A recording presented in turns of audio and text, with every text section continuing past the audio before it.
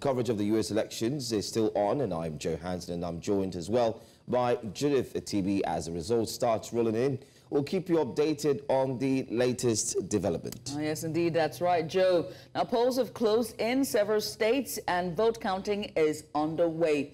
We expect the first wave of results to come in from the East Coast, where voting ended a few hours ago. Now, we can confirm a number of states which will be reeling out in due course. That's right.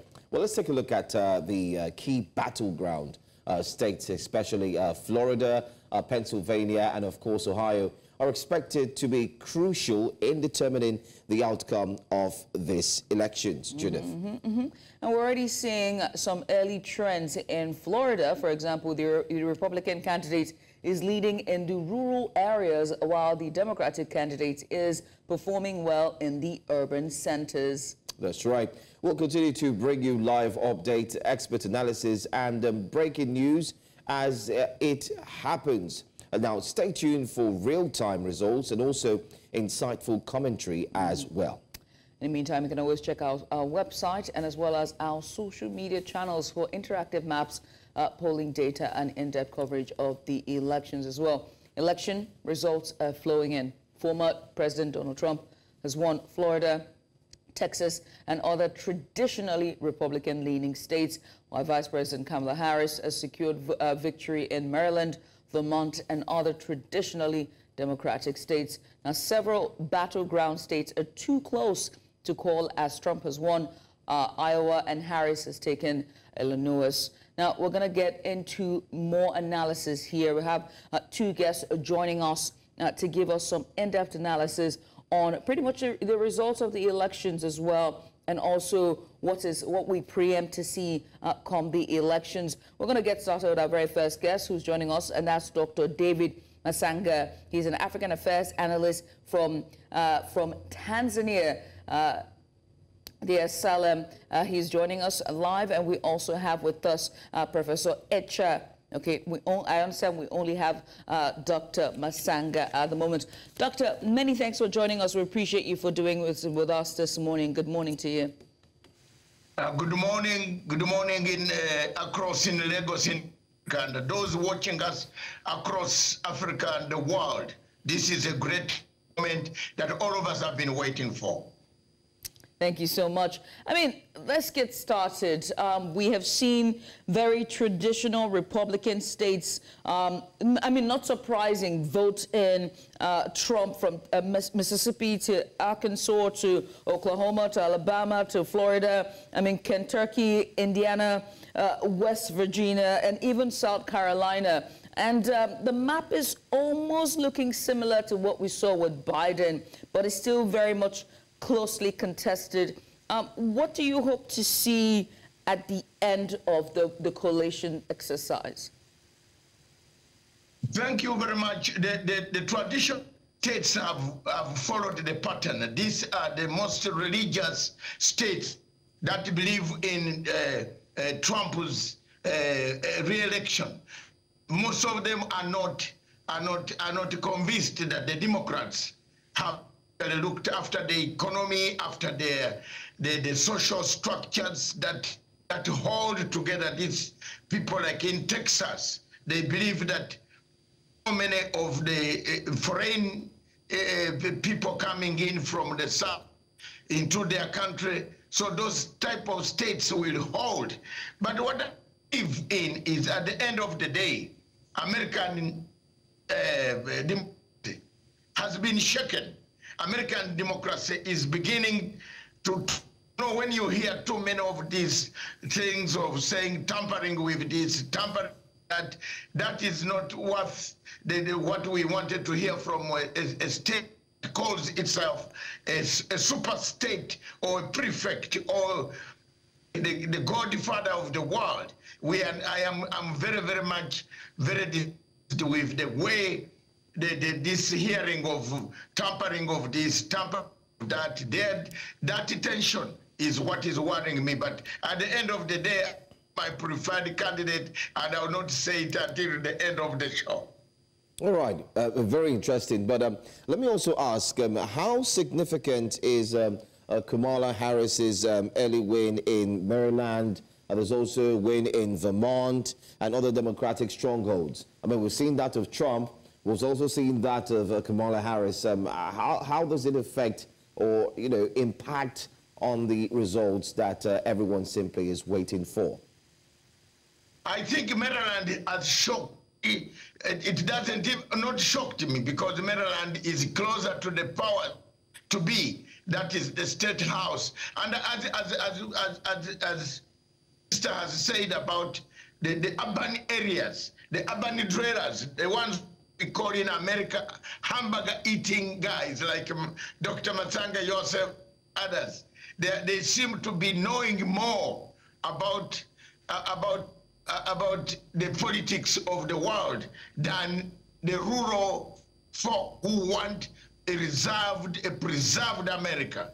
The pattern seen in most of I used to observe elections in Zimbabwe, I observe elections in Uganda. If you look at the Uganda pattern, the urban area, in Africa mostly, most of the urban dwellers, those who have gone to London, Washington, come back, we seem to know more about politics, and there we go. For the working class goes quickly for Harris. But in the rural folk, I think it is going to be a tussle, a very huge tussle between Harris and Trump, because the rural folk look at the of abortion, for example. Look at the states that are shocking you, that are coming, say, yes, we agree with Trump on this, we agree with Trump on that. And Kamala Harris has come out also in the strongholds of the Democrats. There's a battle there. People are saying, look, the whole thing must change. We must have that Americanness. Bring back America. That is the bottom line that has brought up contest today. Well, now, I've just been informed that we're now being joined by Professor Iche Sikanku. He's University of Media, Arts and Communication, UNIMAC, and he joins us from Accra, Ghana. Well, I mean, Professor, I want to say thank you so much for joining us. I can see from your back there, you're all ready and prepared to go regarding the elections. So I'm just going to get started and ask you what you see with the trends so far. Early wins for both Kamala with traditional states, Democratic state. We've also seen early wins with Trump as well for very traditional Republican states. But I have to ask, what do you think has been different between the last election cycle and this election cycle? What is surprisingly different with this election results this time around? Yeah, thank you very much. When you look at the election results, not very much has changed. I'm sure we all know by now that a lot of the attention is going to be on the key battleground states. However, it also depends on how Kamala Harris performs there compared to how Joe Biden performed last year. In the last electoral cycle.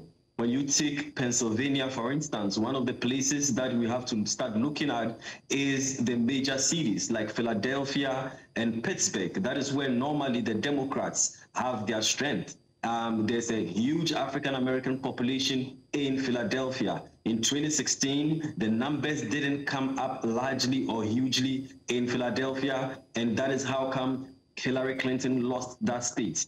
Also in the swing regions, there are swing counties in those swing regions as well. When you go out to the suburbs, that's where Donald Trump has his strength. And so in a state like Pennsylvania, it may come down to counties like Scranton, Erie County, and Northampton. These are the three counties that we should be looking at as the results trickle in. I know there are many people who are looking at the results and there might be some trepidation because perhaps Donald Trump is ahead at this point.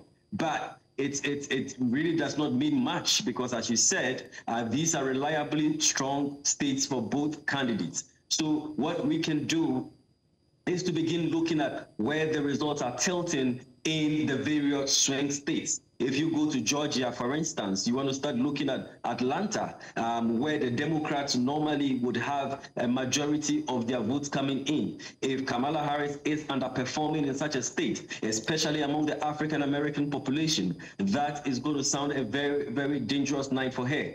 You go to North Carolina. In North Carolina, presently, Donald Trump is ahead over there. He has flipped certain states that Biden won. But at the same time, you are yet to hear from big cities like Charlottesville, where there are a lot of young people over there. North Carolina, too, has seen many people immigrating over there. And so it's changing the complexity of that particular state. And then you come to Arizona. It's still too early to say anything in Arizona. And then you go to Nevada, where not much is coming in. So this is what it's beginning to look like in the swing states. But in terms of the general tenor of the race, if you ask me how different it is, for the first time, abortion and female reproductive rights have become a major issue in a way that it has not been in a U.S. election. The second one would be the economy. And if you look at some of the exit polls, they are also speaking to a leader who understands their plight, a leader who is able to change their conditions. And so these are some of the factors that would begin to affect the election. This is going to be a big women's vote election, and the number of women who will turn out would be a very big deciding factor. Yeah, we hope to see what the numbers would look like in terms of voter turnout for young and old, middle-aged, as well as gender. But just for a minute, we need to patch on to our international correspondent, Afia Hagen. She's live at the viewing party, if I'm correct, for candidate Kamala Harris. That's the Democratic candidate Kamala Harris, and she joins us live now all the way from Howard University. Afia, well done. And what is the latest with you?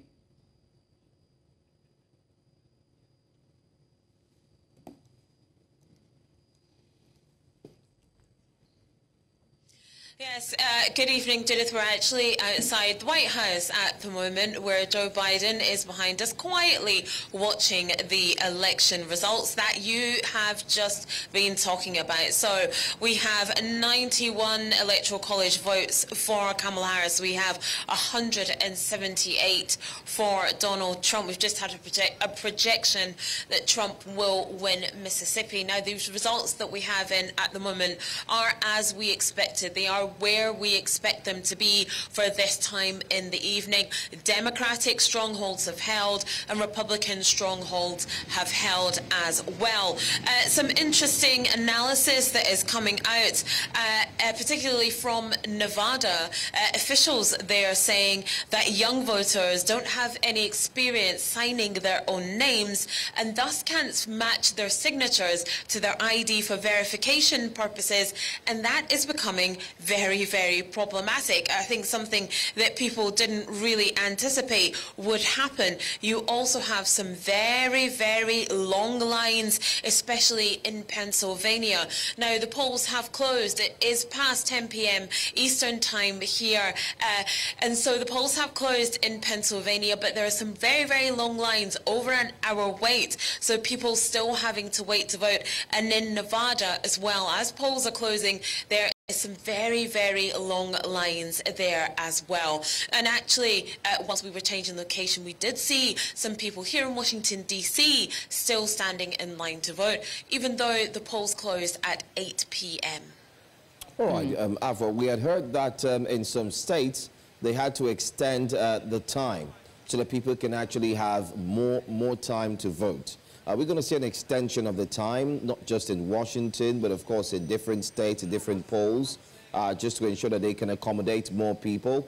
And tell us what the solution is for the youths who couldn't even get their signatures right. Yes.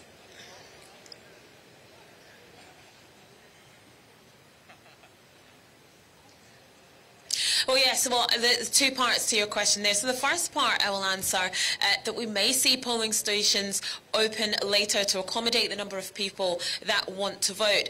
People are being reminded across social media and as they wait in those lines, if you're in line, even if you're in line and the polls have officially closed, you can still cast your vote. So people are being encouraged that if they are in line to wait in those lines, but we may see some polling stations open a bit later.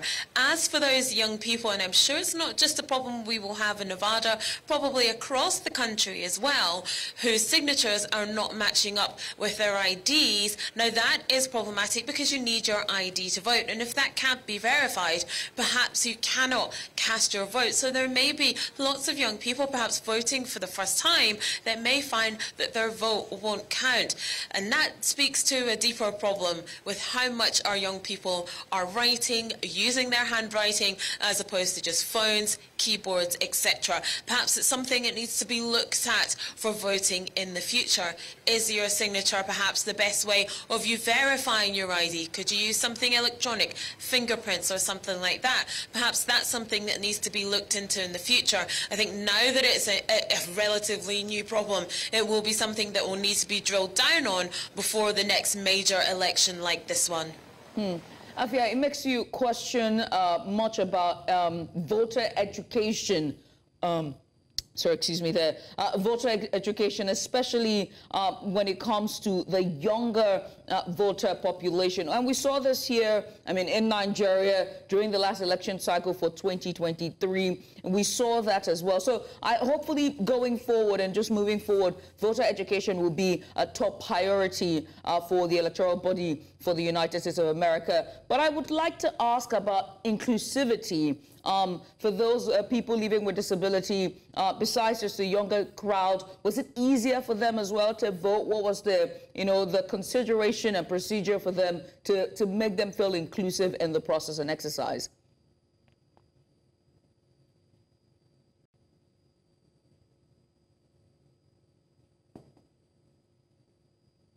Absolutely. Where we saw two polling stations that we visited today, there was dedicated people that were there, and their job was to help people who were less able, whether they were visually impaired, whether they used a wheelchair. There was people who were dedicated to helping them vote, helping them be able to cast their vote.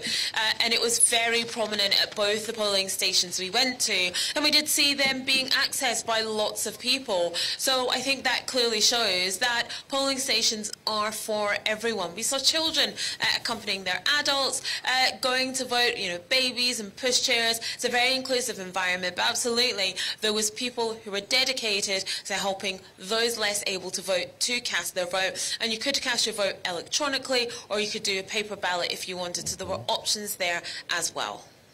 All right. Anyway, I think we'll just let you go right now, and hopefully we would circle back to you and find out what the latest situation really is. You did also mention, if I got you right, that the president or so has also dropped by. How true is that? And if it's true that he's dropped by in that area as well, can you give us a hint on what happened as soon as he came over?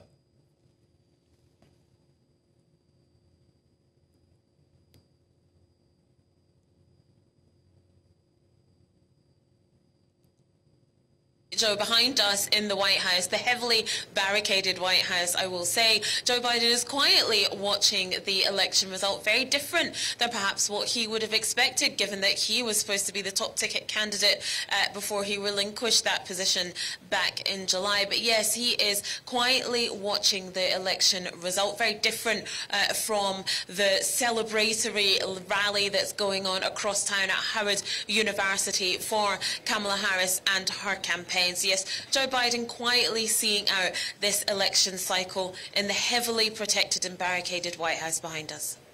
All right. Thank you so much, Afia, again, our international correspondent, for keeping us up to date with the latest news all the way from Washington, D.C. Thanks for your time. Well, let's move away from Afia now. Let's go back to our guests who have joined us here. We do have Dr. David Msanga, who happens to be, of course, a global African analyst. I'm going to add global to that because this time we're discussing the United States of America right now. And we're also joined by Professor Etse Sikanku, University of Media, Arts and Communications, all the way from Ghana, if I got that right as well. You've heard from our international correspondent. Now, she's spoken about what's happening there in Washington, D.C., the youths and so on. But let me quickly run through this stat, and I'd like us to react to it. I'm going to start off first with you, Dr. Masanga. Now, early voting rules are indeed, of course, state by state. It's also estimated that more than 230 million people are eligible to vote in the United States. All right?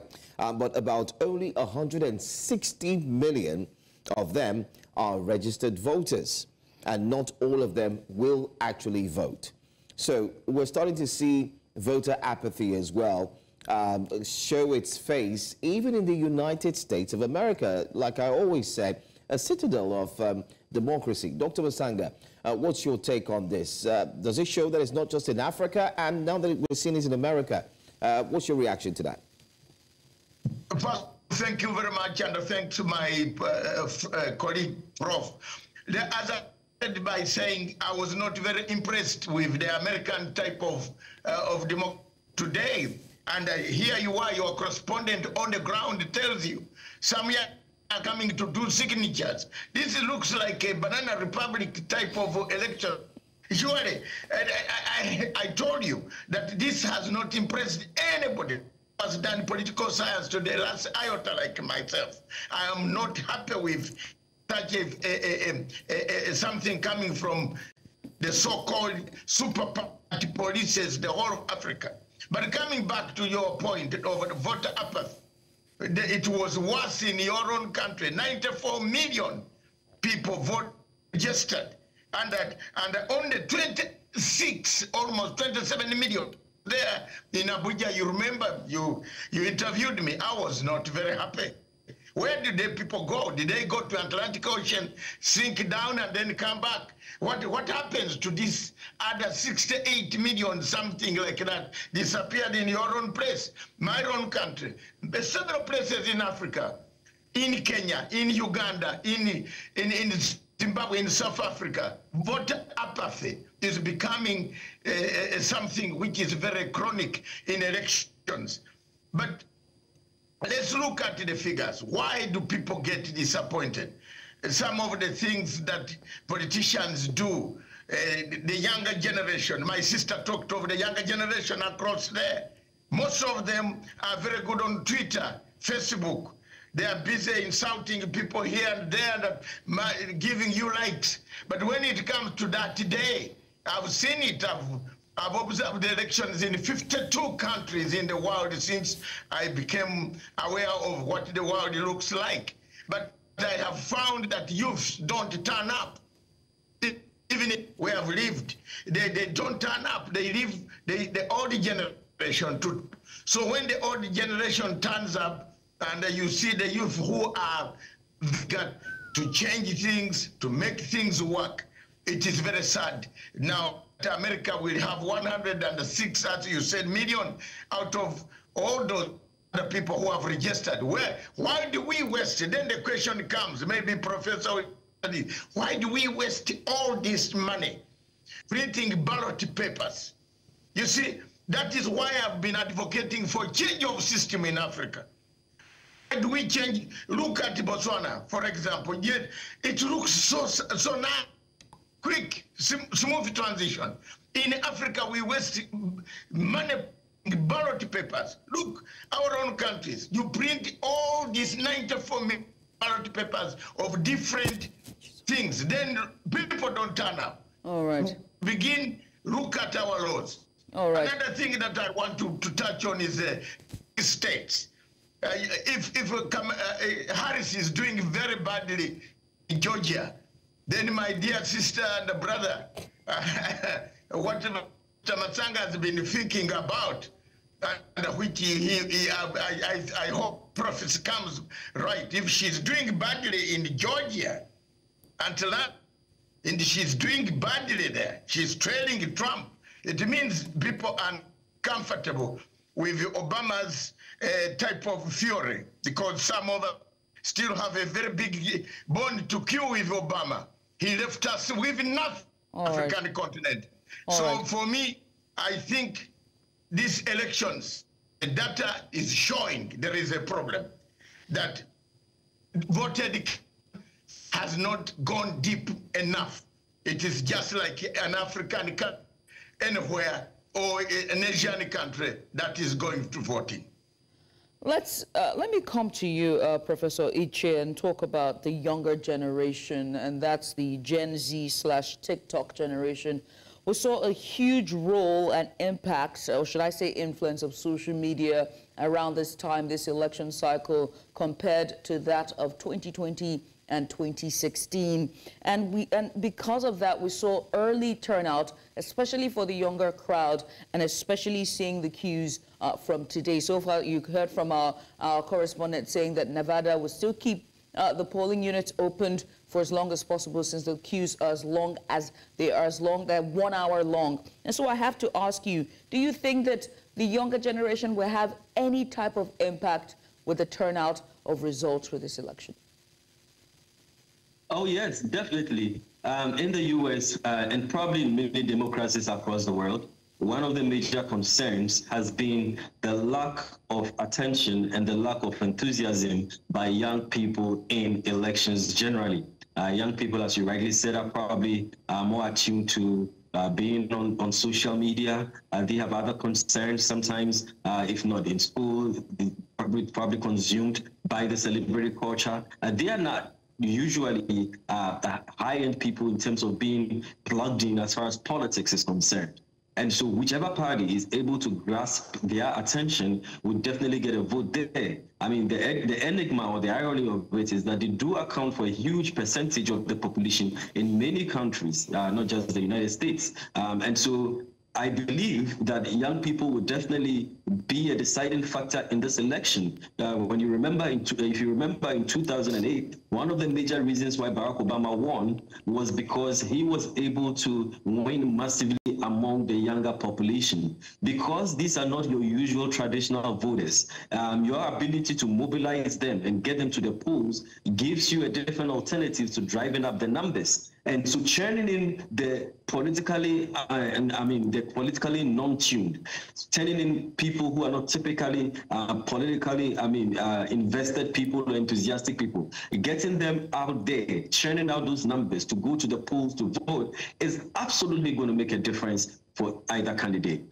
But I was in the U.S. myself in March and in August, September this year, covering the primaries as well as part of the general elections. And one of the things that I was hearing from a lot of these young people was their apathy towards the election. I was actually in Iowa delivering guest lectures at Drake University, Iowa State University, and the University of Iowa. Prior to that, I was in the state of Maryland. I also was at the University of Maryland. I used the opportunity to talk to quite a number of young people. What I was hearing was that they were very apathetic towards the political system. They had become very, very disgusted and very, very disinterested in the politics of their nation, because they continuously said that they were not happy with the two choices that had been presented to them. They said that the politics had been taken up by a lot of the older generation, and that they did not represent them in a way that was appealing to them. However, we've seen that Joe Biden is no more the candidate. That changed over time, and Kamala Harris became the candidate. So maybe that will change. Maybe that will inspire a lot more young people. As we have seen, many more women are voting. Young females form part of this sizable population. They are concerned about reproductive rights. And so maybe the young female population may make a difference, or could make a difference in this particular election. All right. Let me go back to you, Dr. Basanga. Just earlier on during the campaigns, Donald Trump had said that the elections are too big to rig. And when he was asked, when experts did speak about this, they had said that Donald Trump, of course, and his followers, had alleged that the previous elections was rigged. And he thinks that this one is too big to be rigged. And experts have said that Trump will try every single thing to ensure that he subverts this election. And should it not go his way, my question would be, should we expect any form of insurrection, should in case this election doesn't go Donald Trump's way? After all, he said it's too big to rig. And if we take a look at the results so far, I mean, he's leading by 198 to 112. Thank you very much. First of all, I want to be very candid. America is a state of violence. My professor will agree. Me, even if you give $2 million to settle in America, I wouldn't go. I mean, the doctrine of American democracy is based on violence. There is something very, very worrying for me that I always see, I've analyzed. Like people like Trump. Harris might not be the person. You know, even you look at Obama from a humble beginning, became very wild and came to finish Gaddafi. No, some of us are not very, very pleased. He comes from our place in East Africa, but he left us with nothing, with tears of seeing Libya look like the way it looks. I'm a Pan-African and a global diaspora man, not very pleased. So the doctrine of rigging, the doctrine of contentious issues like influence from external influence from Russia, external influence, whatever, there are worries beginning to come up. There are people, you can see the disinformation that went on, counting. These are all pointers of violence. These are all pointers that tell you people are going to say no if this was rigged. Because now the most expensive thing that, or the most common denominator is that Russia or Iran has come because of the wave that the Middle East. So there is that, there are signs coming up. There are signs showing that if this doesn't go, if it to the Democrats, yes, Mr. Trump will say this what, and remember, in these elections, anybody will tell you, two bullets missed Mr. Trump. 2 bullets, you know, attempted assassination. That's very bad. That's why I've told you that America is violent. Look at somebody. Nobody has told us who wanted to finish Mr. Trump. They haven't. If it was Africa, that country been put under sanctions. You know, me, I'm speaking from a Pan-African view, point of view of international relations, and I just want my two brother and sister, don't tell your child to study international relations, because it is not there. It doesn't exist. These people don't exist. They exist when there are interests, but there is not a relationship there. For me, the American politics is full of violence and full of that we are seeing the line coming up slowly. If Trump wins, okay, things might be very, very, very good. Which I believe, the way you are looking at the map, even if people have not, if you are out on 91 and somebody is coming to 210, my God, it might be a long day, a long night for the counting to finish. You might just get depressed. So for me, if this should not be the type of things that we hear from a country that has got nuclear weapons, that has gone to, it is practicing to look for where God is, because when they go up, they don't tell us what they have gone to do. They keep it to themselves, doesn't help us. So for me, these are very bad signs of an election. The point before I land is look at the states, the queue, the longer queues that your correspondent from America has said. It is more or less like an African elections, you know. Then why do we have this type of presidential? I am opposed. I don't know what the professor would say. I am opposed to an African state having a presidential style of elections. Too expensive. It's our money. It takes everything out of us. Prof, I think time has come to talk about the presidential type of election. And that's help Africa. We have very little money. Why do we spend on this awkward thing of called presidential elections? Why don't we sit back and the South African model? Look, nobody quarrels in South Africa. Nobody quarrels in Botswana. Nobody. Because with the parliamentary system, how many MPs you have, you win. But look at the expensive. The one in America is more complicated. The professor maybe he has got America behind him. Me, I'm not very impressed. Okay. All right. And explain about those things. But violence definitely has an undertone in this election. If things don't go well, they will be accusing us at each other. All right. Now, we understand that you need, that a candidate needs 270 electoral votes to win. So far, so good. From the stats I'm looking at, Trump is now at 47,696,214 votes at 52.5%, while Kamala Harris is at 42,105,759% votes at 46.3%. And looking at the swing states now, you see that the 10 swing states that we have is Arizona, Georgia, Michigan, Nevada, North Carolina, Pennsylvania, Wisconsin, Florida, Ohio, and Texas. And out of the 10 states, about 6 of them have been announced as Trump's stronghold, from Georgia to Arizona, Florida, Ohio, and Texas. So far, so good. And as well as North Carolina, he has won the state and is leading.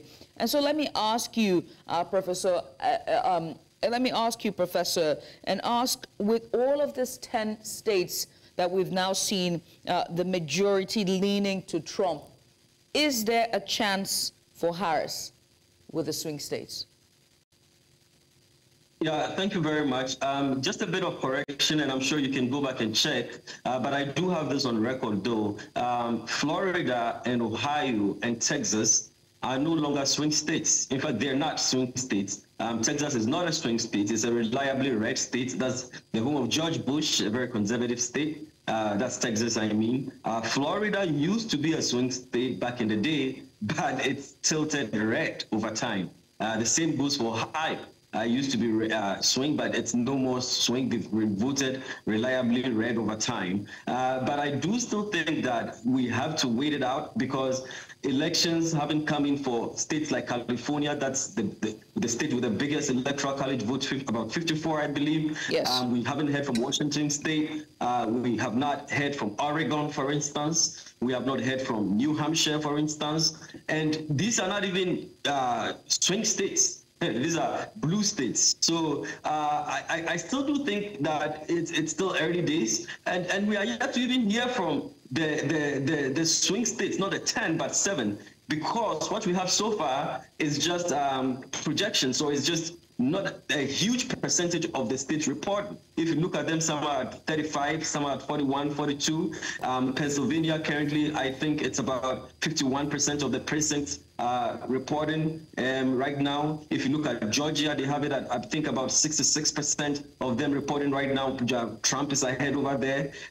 You also have to look at where the votes are coming in from. If they're coming from a lot of the suburbs and the rural areas, then yes, Donald Trump is going to be leading. But if we are yet to hear from the big cities, which normally take a long time to count. Okay, look at Michigan. Michigan is at only 27% reporting. You know, so we cannot really say much with those figures. The big cities take a long time to collate their votes. They take a long time to report. We cannot say much as far as that is concerned. Also, don't forget that in a state like Georgia, they have over 333,000 mail-in ballots coming. There's also a huge percentage of absentee ballots coming in and early votes that are coming, which have not been counted.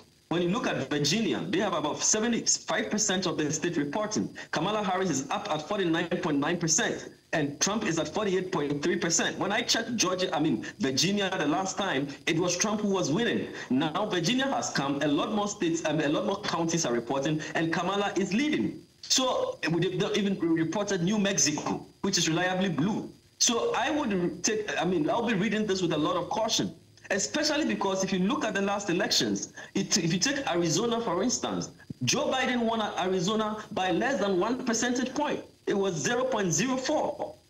That was the margin, razor-thin margin. If you look at the other swing states, even in Pennsylvania, Hillary during 2016, 2020, very, very razor-thin. Look at Georgia. Georgia was 0.04. You look at Michigan in 2016, it was 0.03 or 0.02. Less than a percentage point. That is how close it is, separated by very, very, very close margins. So I do still think it's early days yet to read any meaning into it. But if you would give me a second to talk about violence, I don't know. But to the extent that Donald Trump is a candidate in this particular election, his rhetoric, right, has been characterized by a lot of extremist language, a lot of violent rhetoric, a lot of fear-mongering going on there, a lot of labeling, a lot of misogyny going on over there by Donald Trump.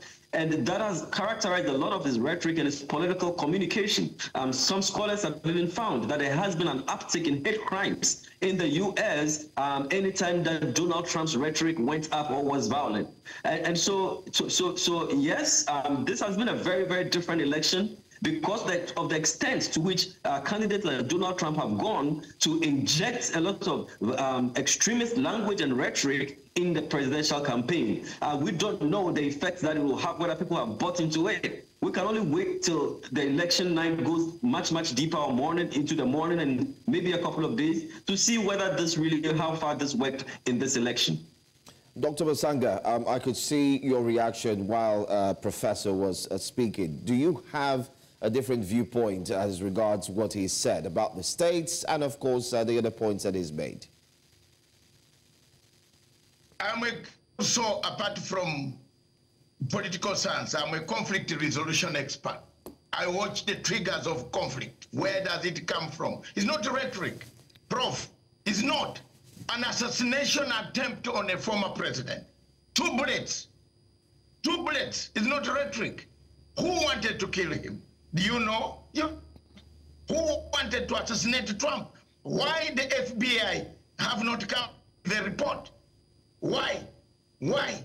And if you look at the situation further, the type of African, of third world type of politics of where you go for your because you have seen him surge ahead and do something about him, put a corruption charge on him, he claimed and the other gentleman in Zambia. You see, look at Zimbabwe, how the people are pulled, opposition leaders. That thing is violence. There is something, it's not right anymore. And Trump is not the one causing it. The state, the deep state, we have deep state and the darker state. In America, those state political science do exist because I have specialized in agents like CIA, Mossad, KGB. You read about the deep state. Who was going to kill Trump? And therefore, you can't say Trump is trick on no, someone wanted to finish this guy. And that type of politics is growing and growing. Is it the people not want him to stand? You look at the charges they trumped on him. Trump was trumped with charges of touching the skirt or this or doing that. Some of these things concocted, then later on, judges throw them out. You see, that type of culture or politics is somewhere in a third world. I don't expect. I have lived in the United Kingdom for almost 40 years. I have never seen the type of culture where people go for their opponents. Rick Sunak, a man, a refugee himself by background, came here, did so many things in the UK. But the people did not go to beat him, to kill him, do what? But the type of politics that is coming, that is coming in America, my professor, please look at it. The triggers of conflict are real. The triggers of conflict are real. Why? What did Harris say when Trump said about all these things? She also replied violently. So don't. If I'm not. To be very honest, you people in the studio, we better put us if I am for this one or for that one, so that I release my words. All right. My words. All right. Finally, before... I need to make a statement here. I need to make a statement here. Well, yes. I think I'm going to stick to responding to your questions. I was only trying to support what he was saying, coming from a political communication point of view, but I think you completely did miss the point. So I'm going to leave it at that. I'm not even going to engage. You know, let me just very quickly, because we're really much pressed for time, right? What is going to swing this election? You have looked at the stats, you've looked at the numbers, you have traveled, and you've done extensive work when it comes to polls, right? So I have to ask you, when anyone with untrained eyes looking at these elections and looking at the polls, they will say Trump is leading. But what would you say would swing it? What is the chance of it being swung? Well, first of all, let me just say that words do matter. I'm a rhetorician. I'm a political communication person. And in the way that words inspire, words can also hurt. Words can divide. And the statistics, the research has shown that it does shape public opinion. It does shape people's values. It shapes people's actions. And if you do a content analysis of the rhetoric that has been used in this particular campaign, there has been an uptick of violent rhetoric. So I was just using that to support whatever point he was making. But so let me quickly just say that words do matter in elections. Beyond that, to your question about polls, we have to understand that polls are just a snapshot of an election. They are not a surefire predictor of an outcome of an election. And so that snapshot can change from time to time. And that's why in 2016, there was a problem that most people who did the polls had with their polling results as compared to what eventually happened. And so it's not a surefire indicator of whatever will happen on that day. So the polls are one thing, but what happens in reality is a totally different thing. It may give us an indication of what people think at a particular point in time, but we might not be able to account for it forever at every single point in time. If you look at the results that are even coming in, I wouldn't even put any sure bets on those results, right? Because it does change depending on the percentages in terms of the volume of results that are coming, and also in terms of where these results are coming from, especially in those swing states that are really, really, really close and are toss-ups. We have to really wait until we have a sizable proportion of these results coming in before making any permutations. And so that is the extent to which we can talk about the polls. There's also the margin of error. Most of the polls that have come in are well within the margin of error. And if it's within the margin of error, we cannot do a lot with it because then it means it's just way too close to call. And if you look at the swing state polls that are coming, that is really where they lie within that margin of error. All right, Professor Etsy Sikanku, University of Media Arts and Communication, and also Dr. David Musanga, African Affairs, and I'm going to add Global Affairs Analyst. Thank you so much for joining us and dissecting this current situation going on right there in the United States of America. It's 2024, and most importantly, we'll also wait to see what the results would look like. And, I mean, fantastic analysis that we've heard, especially from these Professor two Iche. gentlemen. Yeah, that's right. Thank you for your time. Thank you really so appreciate it. Thank you, Dr. Musanga. We'll circle back. I know we'll talk to you again pretty soon. Thanks for your time. Thank you very much. But remember, in one-day elections, tell the professor after killing Osama bin Laden. No problem, no problem, Dr. Musanga. We will do that. We'll talk about that later on. All right. Thank you. God bless. All right. It's been a lengthy one, most importantly, especially in the early hours of this morning. If you're tuned in and locked on to News Central Television, we'd like to get your feedback. Let us know what you think about the ongoing United States elections that's currently on. Tweet us. Let us know. Share your thoughts and go ahead. You can find our social media handles right there on the screen. Tweet us. Let's hear what you have to say about the ongoing elections and more. Oh, yes, indeed. In the meantime, we'll come back at the top of the hour for more analysis, more in-depth analysis. We'll also be bringing you more live update from Washington, D.C. as our correspondent, Afia Egan, is on ground to give us the latest that is going on there. And also would have very in-depth analysis with our guest to give you live updates right here on The Ballot. Is all eyes are on the USA as they decide who will be the next president in the pivotal and historical election for the next 4 years. Don't go anywhere. This is The Ballot on News Central TV.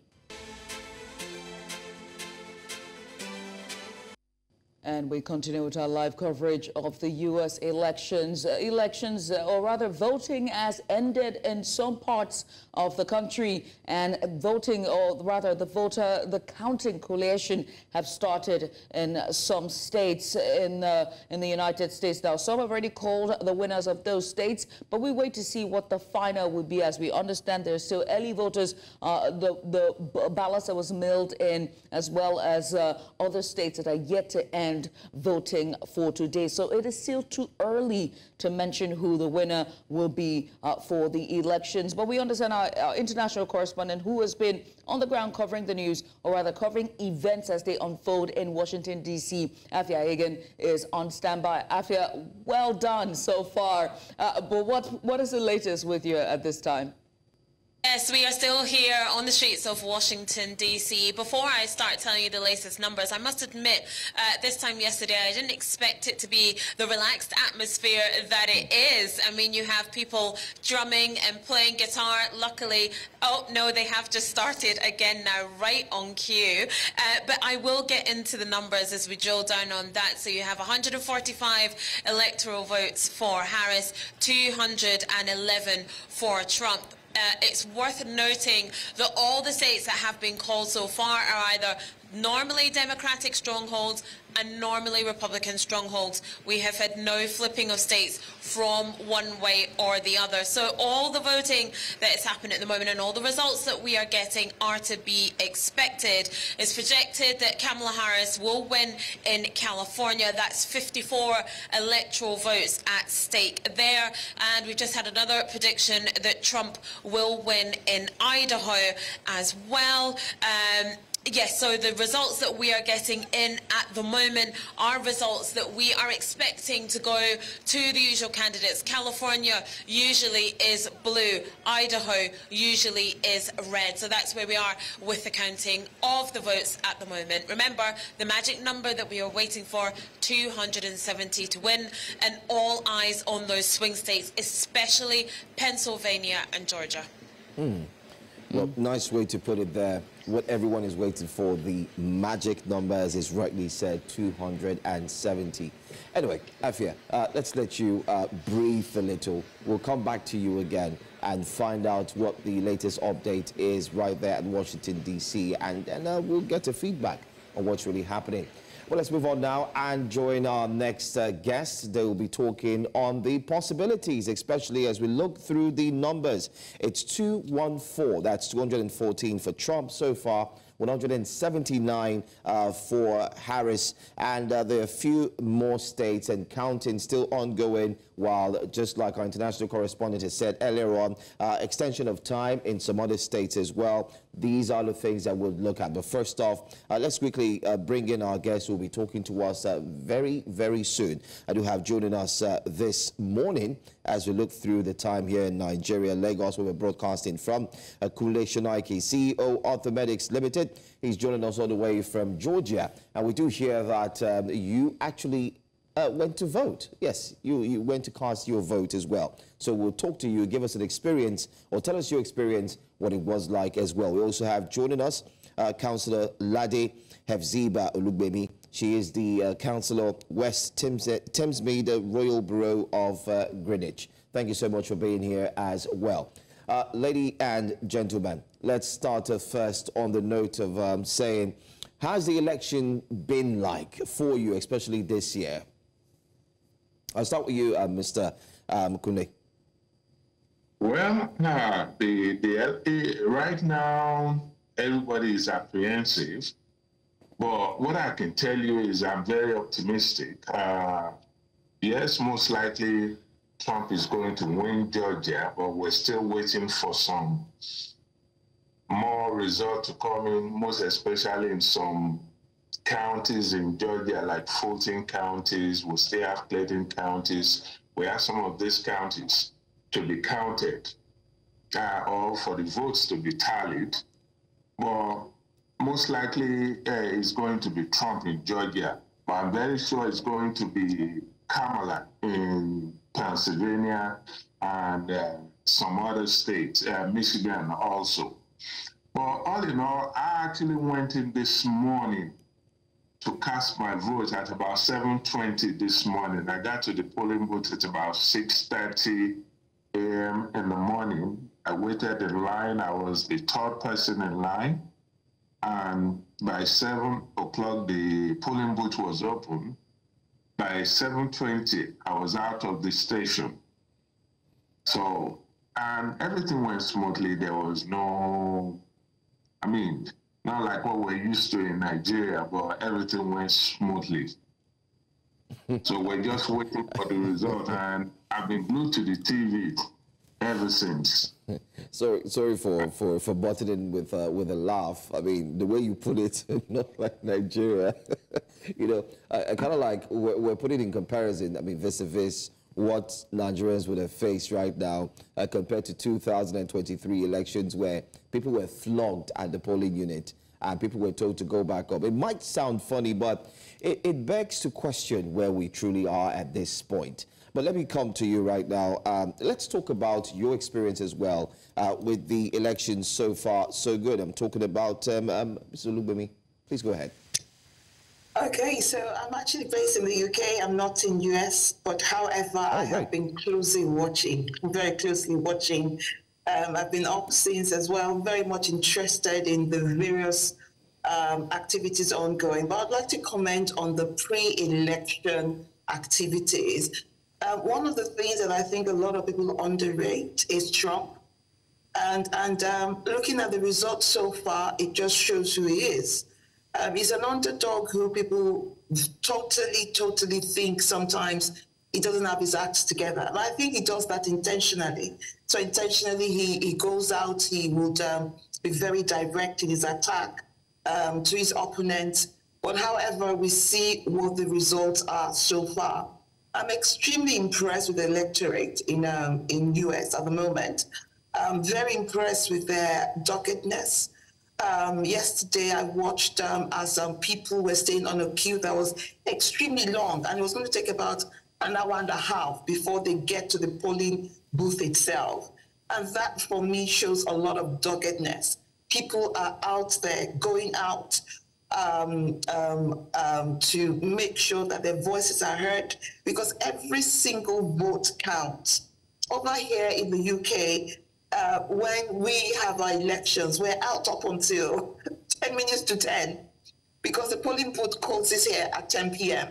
And one of the things that we're expected to do as politicians and those who are in the parties is to go out and knock on doors, encouraging people to vote. I think this year there's less apathy that we saw in previous elections. That's what I've noticed. People are extremely insistent on wanting to make sure that their votes and their voices are heard. But there are key things, and I suppose we're going to talk about that. There are key major factors that people are considering about their votes.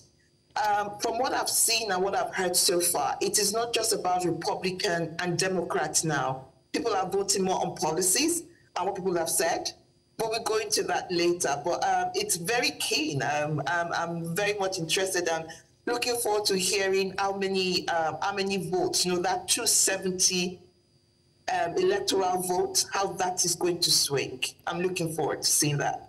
Ms. Olugbemi, I find it very interesting when you give a lot of credit to Donald J. Trump to say that he knows what it is that he's doing. He most likely does to seem like he knows what it is he's doing.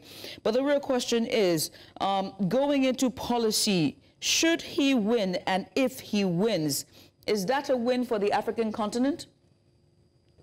Did he say that? Let me unpack what I said about that he knows what he's doing. He understands what people want to hear. In politics, some of the key things you need to recognize is the need for you to be very emotionally intelligent in understanding what your constituents want to hear. And also sometimes, I'm not sure whether it's okay to use this word, but just making sure that you're responding to the various cries, the various gaps, the various issues that they brought up. Immigration is not a massive one. And in this case, should that not be stoking the flames of division and hate and rhetoric that is, in every sense of the word, spewed by hate and bigotry? I hear you totally. But one thing you need to recognize is that that is what people are asking for. I'm not in support of Trump. No, I am not. No, I'm not saying that you are. I'm not saying that you are, but I think it's it's indicting on America and seeing America for what it truly is. Because if we're looking at the polling numbers, although too early to call, but the numbers are leaning towards him, and it begs to ask the question: is America a divisive and bigoted nation and a people as a whole? I wouldn't say that. I would say the fact that people are on ground. I heard a woman talk 2 days ago about the fact that she ends up having only $150 at the end of the month. And this is a woman with a take-home pay annual of about $75,000. The inflation rate is extremely high.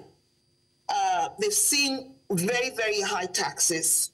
They've seen so many things go wrong in the community. Is the fact that immigration is at an all-time high. I'm not saying you need to cut it. I'm not saying you need to stop immigration, but one of the key things that I believe they're saying is they need to control immigration. One of the key things they're talking about as well is abortion. There's so many things. It's foreign policy. It's also the judicial appointments. There's so many things wrapped up in what the American populace are asking for. Right. It's okay for us to mention and it's okay for us to talk from the outside point of view because we do not live there. But those who live there know the massive difference in their lifestyle and the various things that they've had to face in the past few years. And sometimes people vote for change. It might not just be for policy. People just vote for, this is a better devil. Let me pick this. Fantastic that you're using the metaphor of the better devil. So let me come to you, to our gentleman here, and then ask him, you leave, you're a citizen of both Nigeria and the United States. You casted your vote today in the state of Georgia. And I have to ask you, does this now paint you leave the African-American, not just being an African, being a person of color, but also being an immigrant who is now a citizen of the United States of America? Does Trump and his supporters represent what America believes in? I don't believe Trump represents what America believes in. America happens to be a country of immigrants. The country itself was built on the back of immigrants. So, and Trump, if you really look at him, his background, his parents are immigrants. I mean, his grandparents are all immigrants. The only people that you can really call the true Americans are the natives, the native Indians. Those are the true Americans. Everybody else are all descendants of immigrants or immigrants like I am. And personally, if you're looking as a businessman, I would say yes, Trump presidency will be good for me as a businessman. But if I'm looking at it from a democracy standpoint, I'm not supporting Trump on that from that angle, because it's his policy is more or less of a divisive policy. Trump is a divisive person. And with the way he treats immigrants, I don't think it's somebody I personally want to support. Yes, everybody is thinking is going to win. We still have a long night to go, a long way to go for tonight. Personally, I believe it's still going to be Kamala that will win the election. Yeah, it's looking, because if you look at the votes that's been counted now, none of the states that's been counted are leaning on or have been flipped. All the states that have been won by Kamala are states that would normally be won by Democrats. Same thing applies to Trump. All the states that have been won by Trump are states that will have been won by the Republicans. So there is still a long night to go, and I believe it's going to be Kamala that will win the election. That's my own belief, and I'm very, very optimistic about that. All right, your optimism indeed can be seen with your confidence as well. But let's look at, I still want us to talk about the campaigns leading to the elections. I mean, because I like some of the points that you've brought forth, Mrs. Olugbemi. But before we come back to you, let's look at one of the major points that a lot of persons have been talking about. Now, Trump says that if he wins, by the way, he's called January 6th, not a day of insurrection. He says it's actually a day of love, okay? And he says if he wins, he is going to release the incarcerated insurrectionists and ensure that they are free, because he feels that they didn't do anything wrong. But isn't it shocking that a lot of Americans don't see anything wrong in that statement, hence why we're seeing the numbers going up? Can you help us make sense out of that? Let me start with you, Mr. Shonaike, please. You see, Trump rhetoric actually applies to people that lives in the rural America. And if you look at his base is really rural America. And that's the problem we have with the politics of this country. Some of these politicians, most especially Democrats, don't realize that for you to really win an election, you must consider the people that lives in the rural area. And Trump's base is rural America, that people don't realize their numbers. If you look at some of these states, like Georgia, Kamala is only winning in the most populated area, like the urban areas, not the rural area, the rural communities. And that's the base of the conservative, the Republicans. And, you know, with the way he talks, these are the people he appeals to. Yes, as a foreigner, as an immigrant, yes, I am a citizen, but as an immigrant, with the way he talks, if he wins, I don't think I'm going to be here for too long. Well, I'm already in Nigeria anyway. Why do you say so? I think I will spend more time in Nigeria than in America, because what I think will happen is people will be so bold to challenge anybody they think it's inferior to them. Let's just put it that way. I don't want to use the word that will connote some racism, but it will unleash these people on everybody that doesn't look like them. And you won't have a say. That's a big one. I think you want to react to it, Olugbemi. But before you do, while you're reacting to that, I just want to add to your question before I pass it over to Judith as well. I'd also like you to react to the campaigns, the final campaign. I mean, I know you talked about that excitedly.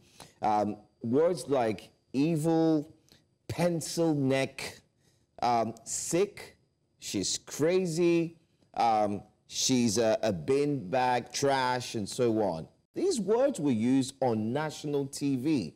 And the final one earlier today, he said it starts with the B word, which he didn't want to say.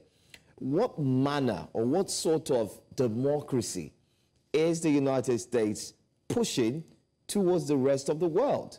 Because here in Nigeria, if a candidate abuses the other one, I mean, because of our morals, we say, why would he say that? But the citadel, like I'll use the right word always, of democracy in the world, in the global village, we're seeing them use these words unabashedly, not scared, nothing, and on national TV. What's your thought on that? The words being used pre-campaign, and now you could also react to what I'd asked earlier about the insurrection as well. I definitely observed one of the most nastiest pre-campaign conversations. The words, both of them used against each other, but more from Trump. Because Kamala, you can't, she used some unpleasant words as well that I would not like to repeat at all. But Trump was, of course, he used a lot more very nasty words. But I believe that those were very intentional. And like I said earlier about Trump does all of what he does so that people would underestimate him. I like what Mr. Shonaike said earlier. The mistake people make is the fact that they've concentrated a lot in the cities. So you're looking at the major cities, the big cities. His base are in the rural area, the South Belt, the Bible-believing. And I'm going to go to the part where religion plays here, because I've been watching, I'm a Christian, and I have been watching quite a lot of pastors come out in support of Trump. And they're using the Bible to back him up. They've called Kamala, there's this, I don't want to use the word conspiracy theory, but there's a theory they all have about Kamala being a tool of the devil. She's going to bring this in, she's going to bring that in. And Trump is a martyr coming to save us. He's the one that will stop abortion. He's the one that would make sure that LGBTQ policies and procedures are not promoted. He's the one who would make sure when he gets back to the White House, you still feel comfortable to say, God bless America. He's the one who would make sure that Christianity is upheld. And that is a narrative that is being pushed out in the rural areas that are still very, very strongly religious. And believe you me, he has a stronghold there. I have been on the internet watching, hearing, and I'm hearing quite a lot of pastors in big churches supporting him. But to go back to the kind of person and what is America saying to the rest of the world, if indeed they vote Trump in, and he's going to say a lot, and I totally agree with what Mr. Shonaike said earlier. It's not going to be an exactly comfortable place for immigrants to live in. It wouldn't be. It's the fact that people would find it a lot more comfortable to challenge people on the street. You're going to very likely have private armies who would take it upon themselves like they did when he was in power previously. Private armies who would take it upon themselves to start arresting people who they feel are illegal. People who do not look like them. And the amazing thing is the fact that America is a country that was built on immigrants, on immigration, not just from UK, not just from Africa, it's from India, it's from all over. So for people to now feel that they have more rights than other people, I mean, you need to go back and look at your history, go back and look at your forefathers, when the likes of the Duchess of York here, she traced her history and she discovered that she had 45% Nigerian in her, and it raises a lot of questions. And to go back to the question you asked about the insurrection, I think it's going to be extremely, that goes back to the story of the judiciary. What role would the judiciary play if it's a Trump win?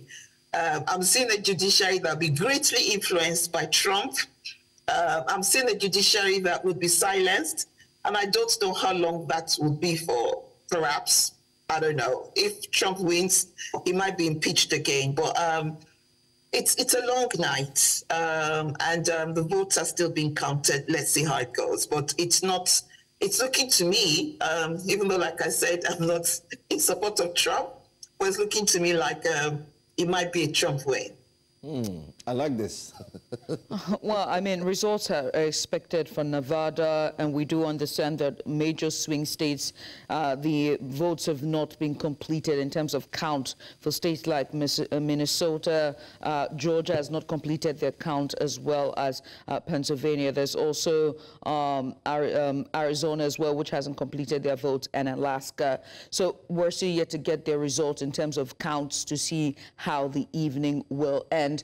We know that so far so good. Early voters are still coming in. Suburban areas are yet to send in their votes to account. So it will definitely be a long night and turning into even longer morning. But let me talk about, you know, their policies with both Kamala and Donald J. Trump. I think we've had enough conversation about J. Trump and just move to Kamala Harris and look at her policies as well. And reproduction rights was very crucial on the ballot, but she also had a very solid economic plans, right? A very solid economic policy. She had said that she would tax the rich and then more social programs, consolidating on Medicare and Obamacare and all these other social programs that we see that are still trying to find footing and a stronger foundation in the social programs in the United States. And let me start with you, Mr. Shonaike, and ask you, if she wins, what would it mean for the economy? You are a businessman, taxing the rich, but also consolidating on social programs and building better, creating more jobs. What would it mean for you? For me, either one of them will favor me. It doesn't matter who wins, because America is a country of tax. They're going to tax you whichever way you look at it, one way or the other. They'll find a way to tax you, or you pay that tax. But if I have to look at the economic policy, the foreign policy, I'll be leaning towards Kamala more. Trump doesn't pay attention to details when it comes to foreign policy or economics. As a businessman, he's not really a good businessman. But because he has people that runs these things for him, we all think he's a good businessman. Yes, he's a bully. Trump is a businessman that you do business with. You make sure you get your money up front. If not, you're not getting paid. But when it comes to the economy of the country as a whole, I think Kamala's government will favor more Americans, most especially people, the middle class. The Kamala government will favor the middle class more than, yes, Trump's presidency will favor the rich because it will give them tax break. But looking at the business aspect of it, when the small business are doing good, America is doing good, and the world at large would also do good. So I'll be leaning towards Kamala because I've seen the way he works with, she works with Biden on the economic policy, and I've seen some of the advisors she has around her when it comes to people that will formulate economic policy. I think it will favor the country at large and the middle class. Well, and it's middle class indeed. Let me come to you, Ms. Olugbemi, and also talk about policies. What do you make of, her? One of the key issues that she campaigned on strongly was on women reproductive rights. Another was inclusivity of voices for the younger generation and voters, and those are the Gen Z and the TikTok generation. Do you see this being consequential to her probably winning this election cycle? It's a dividing point because you still have the traditional, I don't want to say old, well, it's the old traditional people who still want to keep things the way it is.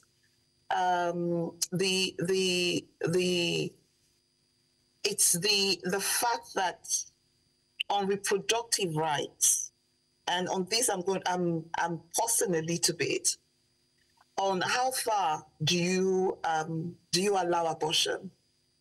How far do you allow abortion for an 8 months, 9 months fetus? Whereas in some states that is being allowed. That is, in my own opinion, killing a child, a 9 months pregnancy. That's a child that would leave. And that has been a major dividing factor, especially across all religion. This is not just among the Christians, the Hindus, and all of that who believe in the sanctity of life. That's a major issue. Also on the inclusivity, and on inclusivity, I'm going to dive a little bit around the gender reassignment, which is a major, major issue, is the fact that children as young as 3, 4, 5 are being encouraged, and they're putting puberty blockers in children as young as 7, 8. Children who, at 6 years old, a girl says, "Oh, I feel like I'm a boy." And straight away, they're being counseled and, assigned to gender reassignment clinics. And people feel that Kamala is upholding all of these issues. I'm very much on the fence around that. But however, these are key issues that the electorate, the constituents are looking at and using to decide who they're going to vote for. They don't want a situation where they're going to schools and children are being told, they're being told how to know their bodies from nursery school, from a 3-year-old, a 4-year-old is being told how to pleasure themselves. And these are things that people are worried about. The Gen Z generation, yes, Kamala, in my own opinion, from what I've observed so far, I do not live there. She appeals to them a lot more because she's one candidate who has spoken very, very vocally about climate change, which I think Trump has a conspiracy theory about climate change, but these are real things. For some of us who've been watching the news, we saw what's happened in Spain recently. And if you've seen some of those pictures, it looks like an apocalypse. Things we watch in films. This is a reality of the impact of climate change that we need to speak about. I didn't hear Trump say anything about climate change and what he's going to do, but Kamala has that. And this is something that is quite key for the Gen Z generation. So it's a mixture. People are supporting Kamala for this, people are supporting Trump for that. And, it's a long morning, a long night. For us here, it's already morning in UK. We'll see how that turns out. But there are key issues that are dividing the electorate, that people are using. It's no longer about parties, from what I've seen. It's about what are the things you're supporting. Are they aligning with my policies, my objectives, my beliefs? And if you're not, I'm going to vote against you. Or I'll vote for this person that supports what I believe in. Anyway, let's look at the support of the war. I mean, in Gaza, we do see, the Democrats standing on one side, of course, the Republicans on the other side. We do know what each person thinks, and we also have seen how this inadvertently has equally affected the Muslim community, in which many of them have said, okay, because of these statements and the support being given, especially from the Democrats to Israel, it's kind of like going to change the narrative with the results. Mr. Shoneike, do you think this international diplomacy would have any impact on what we're going to see? We know it's going to be a long night, but can we expect any shift from the paradigm looking at this particular topical issue? We're looking at the topic of the war in Gaza between Israel and the Hamas. The only state that I think it will affect the results is Michigan, because that's where we have the most Muslim community in America. And that's the only state, which I don't think it will affect. I think Kamala will still carry the state. Because if you really look at it, Kamala might not be going against Biden when it comes to supporting Israel. But I think if Kamala becomes the president, she will call Israel bluff. She will call Israel to order. Whereas Trump will not do the same. I think Trump will do what I think he will do to Ukraine. Trump will do the same to the Palestine people. He would just let Israel have its way. And yes, what Hamas did is wrong. And using people as a shield to fight the war, and innocent people are getting killed. But at the end of the day, who do I think will support the aspiration of the Palestine? I think Kamala, it will be for a two-state solution, whereas Trump would not support that. That's what I think. Thank you. All right. Well, let me also ask Mr. Lugbemi, do you also think that how would the outcome of the election for both candidates sway on the part of the Middle East conflict? Because now it's not just Israel and Palestine, there's also Iran as well, and the other neighboring countries when it comes to the Houthis and Hezbollah. There's also the ongoing war in Ukraine as well. I think we need to also remember that the war now is going to the second year in Ukraine and Russia. And we know what Trump's views are regarding Russia. We know what his views are regarding the war going on in Israel at the moment. And I still go back to the role religion is playing on this, is the fact that the Middle Belters believe very strongly and they align very strongly with Israel. And yes, I believe what Hamas did on October 7th was wrong. But however, what Israel is doing at the moment is killing an ant with a sledgehammer. That's the word I would use. Bombing, killing indiscriminately civilians who you're not supposed to target. Yes, they're using human shields, but however, there's still the need for diplomacy, even in war, because there are laws around wars. How do you engage in wars? When, how, where, and all of that. When do you allow ceasefire? What I'm seeing on the ground is obviously a Trump support for Israel. And we'll probably not be calling for a ceasefire. We'll probably just sit down and watch and allow Israel to do what it wants to do. And the Harris saying, we need to step back. We need to step back. We need to go back to the drawing table and let us negotiate. There's been the call for the two-party state in Palestine all this while. And, let's go back to negotiate. I don't know how strongly Israel will be listening to America because they look like they're just on their own at the moment. And I think there's just this agreement, or from what I've observed internationally, there's just this belief from Israel that they would always get a backup from America. They would always get a backing from America.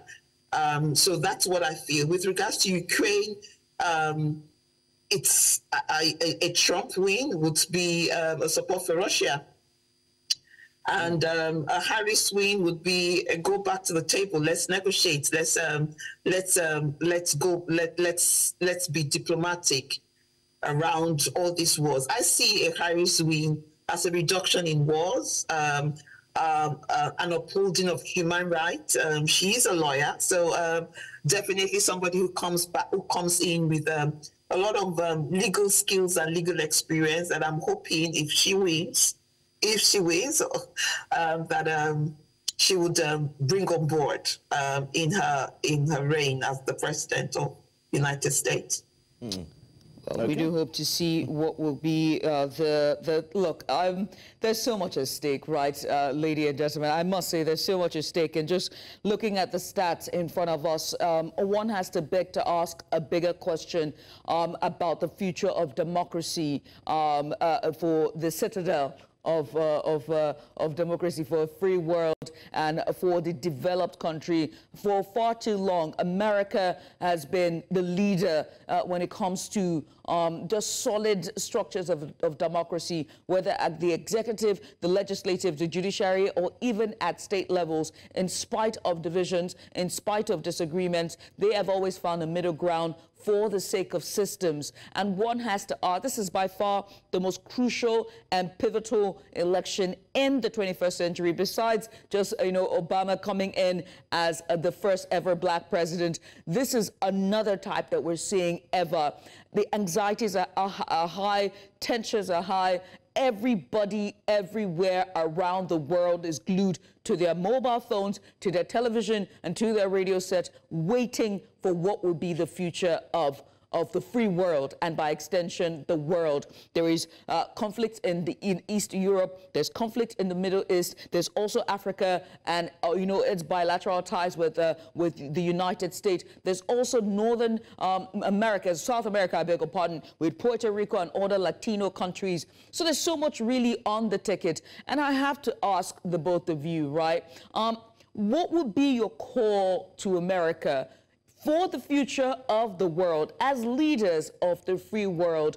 What do you hope would be a surprising thing that will steer the ship and steer the entire world to what truly matters, which is peace, which is more legislation when it comes to gun control and the internet for our younger generation, plus climate change? Let's start with you, Ms. Olugbemi. That's the question again. I like to frame my thoughts. All right. So I was saying there's so much on the line for this election. It is by far one of the most crucial elections that we have, most pivotal, away from 2008, where we saw Barack Obama come off as the first African-American to be president of the free world. This election is so crucial, and there's so much on the ticket.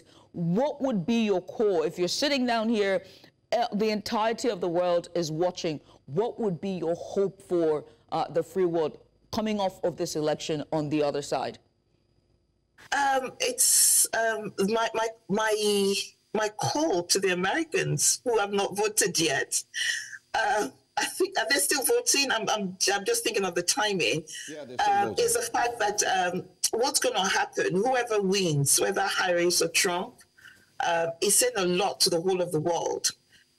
For us here in UK, I'm not exactly surprised at how things are playing.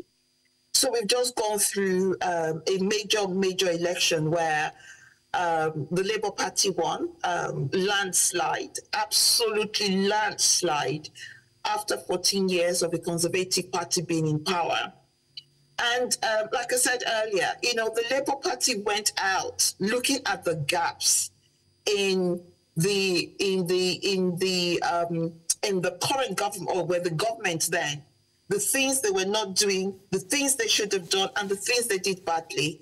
And what they did, or what we did, because I'm a Labour councillor, I'm a Labour politician, was to address those things when we're out campaigning. And that's exactly what both of them are doing. What is unfortunate for Kamala Harris is the fact that she is a product of the current government. So a lot of the dysfunction, the uncontrolled immigration, the issues around taxes, and so many other things, she will be blamed for it. And one thing we need to recognize about voting pattern is that people do what you call a sympathy vote, or a revolt vote, where people would vote against when they feel that the sitting government is being oppressive or has not listened to them appropriately. So, and that's why, Trump would be leading, and that's the truth. I know we've not had the full count of all the 270 electoral votes in yet, but from what you've seen so far, he's leading. The call to the world is people should vote based on policies. People should vote based on what their consciences are saying to them, and not just about parties. It's not just about Democrats or the Republicans. Is what is this person saying? Are they aligning with your cry for social equity, justice, fairness, freedom? that's really important. The win for Trump would say a lot for the world. I like what you said earlier about can we have peace in the world? That is a massive, massive question. I doubt if we'd ever have a time in this world again when there will be total peace, because there would always, we're political animals by nature, every single one of us. And that's why I shock when people tell me, oh, I'm not a politician. We're all politicians. You know, in our homes, when you see the dynamics between children, between father, mother, between father, children, we're all politicians in our own little ways. And there would always be conflict. There would always be issues that we would disagree on. And the way we all manage conflict differs from one another. And that's why we can never have a world that would be peaceful, because you would always have disagreements, different pockets and different areas. It's about how we manage those disagreements that matters a lot. A Trump win would say a lot about the future of the world around peace, and a Harris win would say a lot as well. Like I said, I'm standing on the wall, just taking a good view and looking at hindsight and combining all of that, and also looking forward as well and combining all of that. I must say that we all are on the wall and just looking in with bated breath and hoping that, you know, this turns out good for the sake of the world in its entirety. Mr. Shonaike, we're a bit pressed for time, so very quickly you're rounding off comments and thoughts here as we wrap this segment up. Well, if I have to put it this way, a Trump win will not be good for America and will not be good for the world, because Trump will destroy the alliance of so many nations. A Kamala win will bring some civility into foreign policy and to the economy of the world. That's just the way I see it. Yes, by nature, like what my sister says, we're all political animals, but I am a registered Democrat. So I'm actually supporting Kamala. And I believe she will win, and a win will bring peace and calm to the world than Trump's win. Thank you. Thank you so much. Thank you so much for being here with us. Thank you. Anyway, I do recall that Mr. Lubumi did say that we're all politicians. I was going to ask what political party you belong to. Maybe, is it the Home Front political party, or better still? Anyway, I want to say thank you so much for joining us. I'm a Labour politician in UK. Okay, that's fine. I mean, you said we're all politicians, and you mentioned even at home we are. I was starting to think, which political party do I belong at home? Maybe the kitchen or something else, just to make it light. Anyway, thank you so much. Thank you so much for joining us, Mr. Lugube. And of course, Mr. Shonaike, it's been a great sport speaking with you. And we look forward to possibly speak again when the results are finally rolled out. Thank you for your time. Thank you. Thank you for having us. Thank you for having me. Thank you. All right. And all eyes are on the United States of America as voting has ended and collation has commenced for all of the 50 states in America. Now, we do know that some states' results are beginning to pour in, but all eyes are still on the swing states, and that's Arizona, Georgia, Michigan, Nevada, North Carolina, Pennsylvania, and Wisconsin. But so far, so good. Trump is looking to be leading in the polls. Now, we understand this. Just to be clear, a candidate needs 270 electoral votes to win the elections. This is the live coverage here on News Central Television. I am Judith Atibi. My co-host today is Joe Hanson. That's right. I'll be here all the way from 12 a.m. Nigerian time, and I'm sure that you've kept tabs on it. Well, if you haven't, we're saying good morning and welcome, because I'm aware some people are just waking up this morning. Yes. And if you're waking up to see us, don't worry, we didn't just start now. We started all the way from 12. We've had so many guests join us, and we've had a very incisive conversation around the elections. So far, so good. Well, in case you're wondering what the numbers look like, let's give it to you very quickly.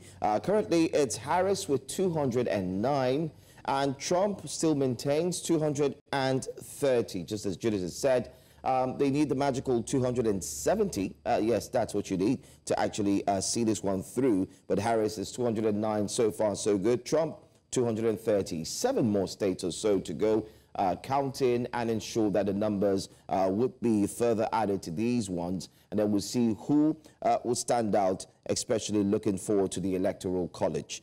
But that conversation is still one that everyone is talking about, no doubt. Yes, indeed. In the meantime, we are going to continue with our analysis on the elections and what the outcome of this election will mean for the world at large, for Nigeria, for the continent of Africa, for Latin America, that's the South Americas as well, and also for the conflict in the Middle East and East Europe, and that is Ukraine and Russia. And joining us to have more discussions, we have joining us is Katung Aduwak. There we go. He's an entrepreneur and community advocate, Seattle, Washington, United States of America. And Katung joins us live via video. Katung, many thanks for joining us. We appreciate you for doing this with us. Late over there, but quite early for us. Yeah. Thank you very much for having me. It's a pleasure doing this. I haven't done this in a minute. So when I got the call, I was like, why not? I know something about this. Why don't we do it? But thanks for murdering my name, by the way. You started well and then you stumbled, but let me correct it. It's Katung Aduwak. Aduwak, there we go. Aduwak, yes. Thank you so much. I was kind of worried of saying the whack and they're not making it, well, thank you. Let's just give me that. That's my fear was. But, I mean, Katung, you have been in America for a very long time. You're an entrepreneur, you're a community advocate. You have seen the elections, how Joe Biden relinquished the position as Democrats nominee and passing the baton on to his vice, and that's Kamala Harris. And she's done, I mean, fairly well, a newcomer onto the scene, an African woman of color, both from Southeast Asia as well as, black descent, to come out and be able to galvanize such support, not only from the Democrats, but also from women at the latter part of the journey, and also from the younger generation as well. We've seen her so much so that she went on to win the popularity vote. Now, I have to point out that it's going to be quite early to call this elections, but does she stand a chance? Well, first of all, we have to give Joe Biden credit for stepping down. This is not something you see people do. People do not relinquish power. Especially where we come from, you know exactly what I mean. But worldwide, it's the same thing. Power is contagious and it's hard to relinquish. And then secondly, let's not forget that she has been able to gather all of this momentum in a span of just 107 days. It's never been done before. Donald Trump has been in the political eye of America and the world for the last 9 years. That's almost a decade. Anybody who was born when Donald Trump came down those golden elevators is probably on the way to Form 1 now. Do you understand? That's how long it's been, and she's had 107 days. Now, I want to correct the notion that she's not necessarily a newcomer. She's had a great career in public life. She's been a prosecutor, she's been DA, she's been AG, and she's been senator, and then now vice president. So all this talk about her not being qualified and she's new is actually not true. She has put in the work, but now for the world to see, maybe that's where you call her a newcomer, because she's now stepped on the world stage to do this. But you asked me a question, and that question is, does she stand a chance? By God, she does stand a chance. I know she stands a chance. She stands a chance. Why? Because look, I mentioned what time it took to build this momentum. And then right now, she's neck and neck. This is the closest election that has ever been seen in modern American history. In fact, maybe past American history too, because nobody can actually call the race. And we see it now is at 210 for Harris and 230. Trump needs 40, she needs 60. But the key thing is these 7 major states, these swing states have not even been called. And if we go by the polls that we have seen, even though the polls just take you up and bring you down, take you up and bring you down, but if we go by the momentum that we feel, we believe that she stands a chance and she is going to be the next president of the United States of America. You're quite optimistic that she stands a chance to be the next president, but I mean, my question to you is simply going to focus on Africa's possibilities of running or carrying out an election it's of this manner. You were back here in Nigeria. You've also participated one way or the other, exercising your civil duty and rights. And now you're an American. You've seen how the processes are seamless, how everyone is, in short, our international correspondent called it a festival, especially in Washington, where Kamala Harris went back to her alma mater and the students came by. We could see them. It was like a merrymaking event. How would you compare where Nigeria is to what you've seen right now in the United States in terms of presidential elections?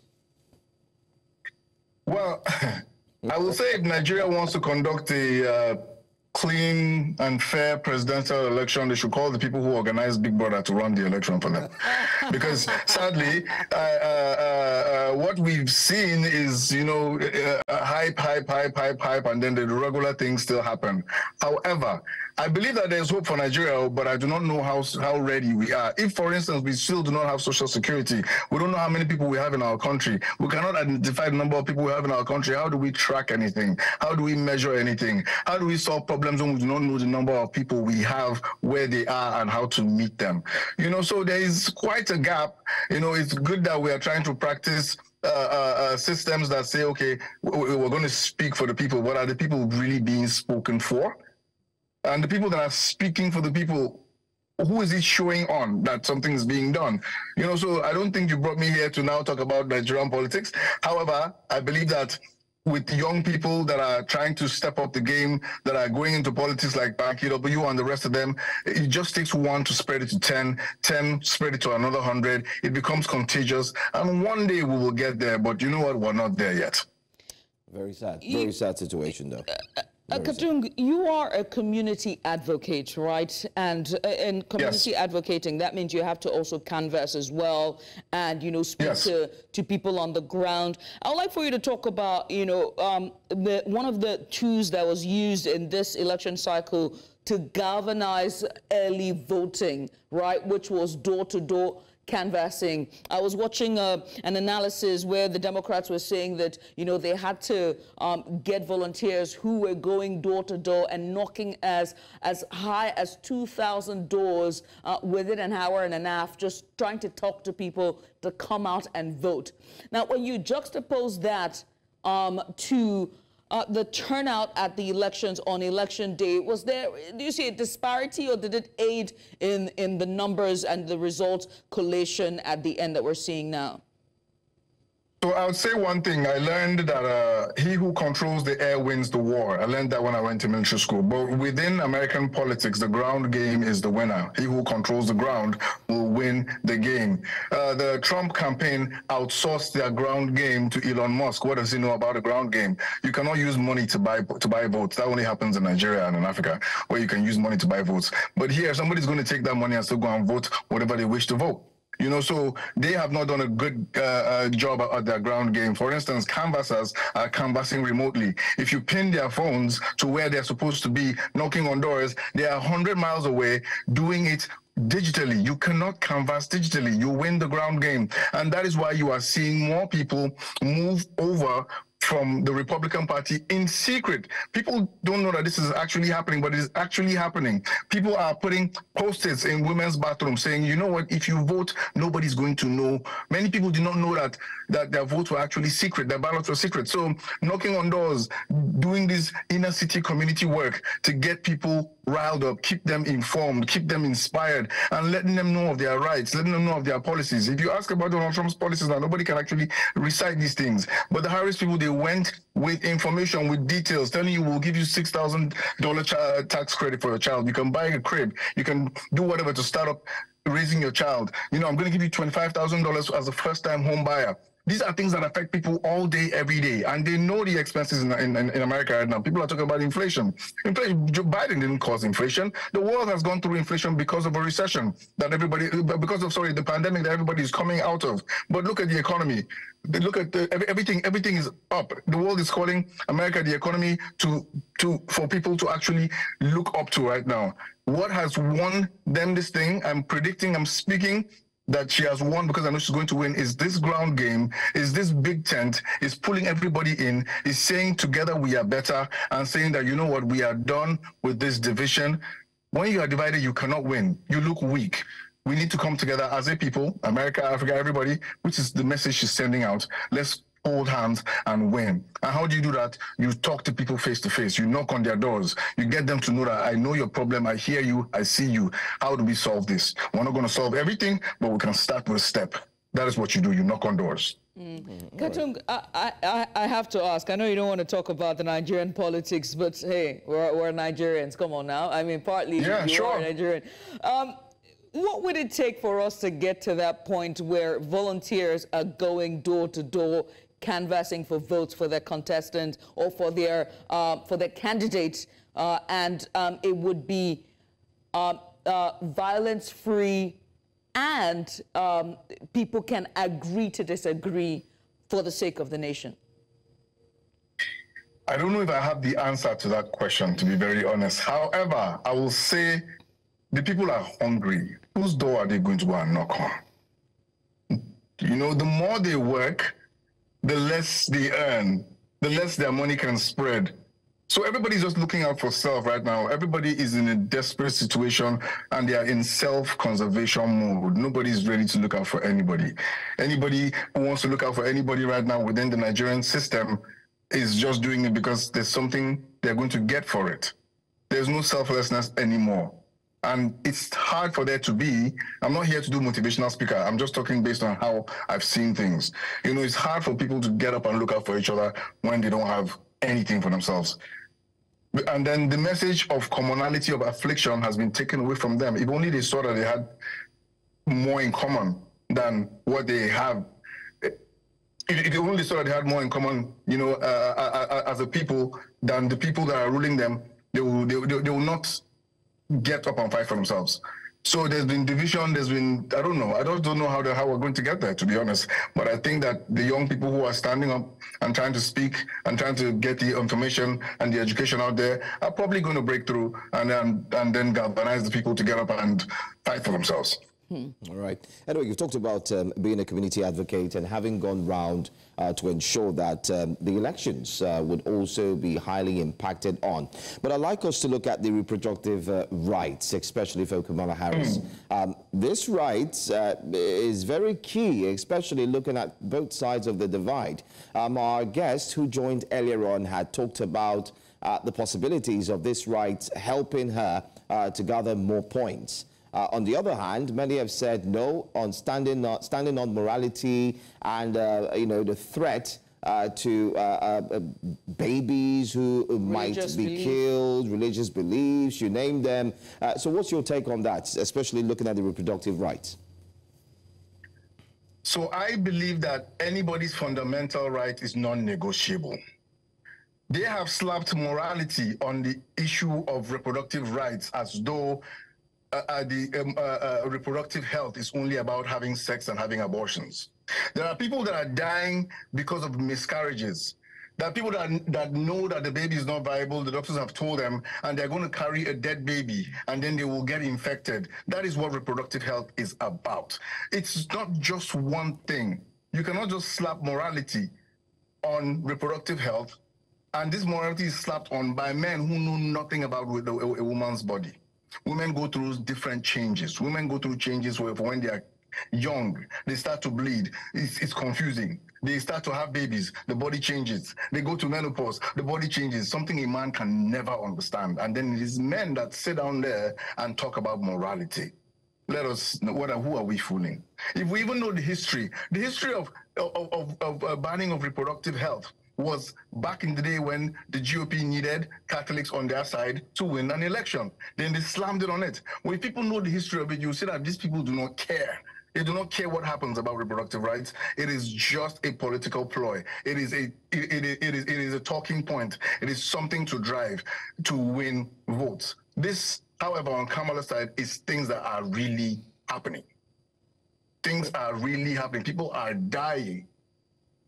Doctors are afraid to do their jobs because they are telling them they're going to go to jail. So they break their Hippocratic oaths that they've sworn to do no harm, but they're doing harm because of fear of retribution from a government in a free nation. No, come on. Come on. Carter, let's also look at the fear of insecurity that many have said this election could breed. We do recall the insurrection. Regardless, no matter how we talk about the U.S. election, we must also touch on the insurrection that took place January 6, 2021. One that Trump, I'm still going to allude to it, called it a day of love. And everyone still wonders, how was it a loving day, if you put it that way? But then again, there's a key fact here. While you were going to different communities, were you worried about a statement made by Donald Trump that if he is voted for, Americans will never have to vote again? That's one. Secondly, he also made a statement that as soon as he is elected in as president, he is going to focus on releasing the insurrectionists and make sure that they are free because they have a right as well to choose. These 2 points, how are you able to handle them, and how does it impact heavily on your job while going around to sensitize the public? I'm not able to handle them because I cannot even fathom it. I cannot even bring it to a point where I can understand it. It is still an imagination. It's still an idea that is forming. But the more he says it, the more people believe it.